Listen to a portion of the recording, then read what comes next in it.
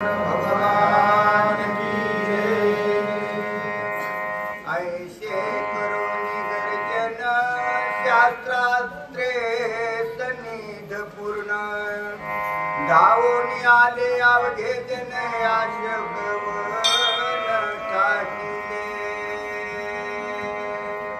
ओम नमो ज्ञानेश्वरा करुणा करालया तुमचा अनुग्रह लादलो पावन झालो चराचरी मी कला कुसरी काहीच देणे बोलतो वचन अति भाविका असो।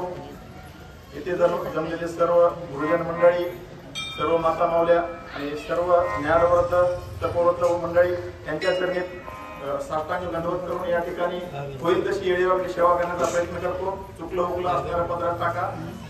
या ठिकाणी कथा अशा प्रकारची सुरू आहे की बाबा त्या ठिकाणी रावणाच्या सभेमध्ये त्या ठिकाणी ही सर्व राक्षस मंडळी त्यांना सगळं वृत्तांत सांगत होती, परंतु रावणाने काय सांगितलं?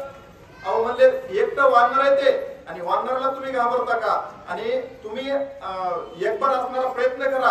अशा प्रकारचा रावणाने असणारा त्या सर्व असणारा त्यांच्या राक्षस मंडळीला उपदेश केलेला आहे। आणि पुढे काय करतात महाराज?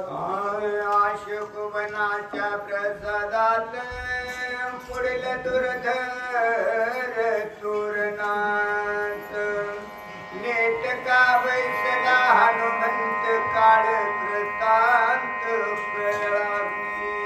हो या ठिकाणी काय महाराज? अहो ज्या वेळेला असणारा अशोकवनात असणारा हनुमंतराया त्या ठिकाणी बसलेले आहेत महाराज आणि हनुमंतराया बसलेले असताना ही सर्व मंडळी असणारी त्या ठिकाणी अशोकवनात चाललेले आणि हे काय करतात मनोमनी की बाबा सांगतात की बाबा त्यांचा कर्दन काळ असणारा त्या ठिकाणी जवळ आलेला आहे, समीप आलेला आहे।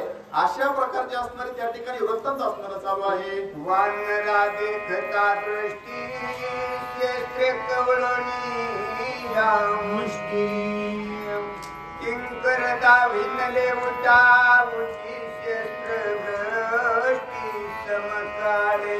हो अशा प्रकारे ही काय झालं मंडळी? ही सगळी अशोकवनात डबल गेली, कुणाकडे? हनुमंतरायाकडे गेली आणि हनुमंतरायाकडे गेल्यानंतर हनुमंतरायाला पाहिलं महाराज आणि पाहिल्यानंतर असणारे यांची सर्व असणारे त्या ठिकाणी भयभीत झाले आणि भयभीत होऊन असणारे पुढे काय करतात महाराज? शूल मुद्गल गदा परश त्रिशूळ तोमर पट्टीस चेंडू चक्रेल होळी परस केले बहुवस शस्त्र भ्रष्टी। हो मग आता रावणानं या सर्व मंडळीला त्या ठिकाणी पाठवलेलं आहे। राजा रावणाचा असणारा आदेश आहे, यांना युद्ध तर असणारं करावंच लागेल। त्या ठिकाणी त्या रणभूमीवर असणारं करो किंवा मरो अशी असणारी यांची त्या ठिकाणी अवस्था आहे महाराज। आणि ही सर्व भयभीत झालेली मंडळी असताना सुद्धा यांनी धाडस दाखवलं, राजा रावणाचा असणारा आदेश आहे।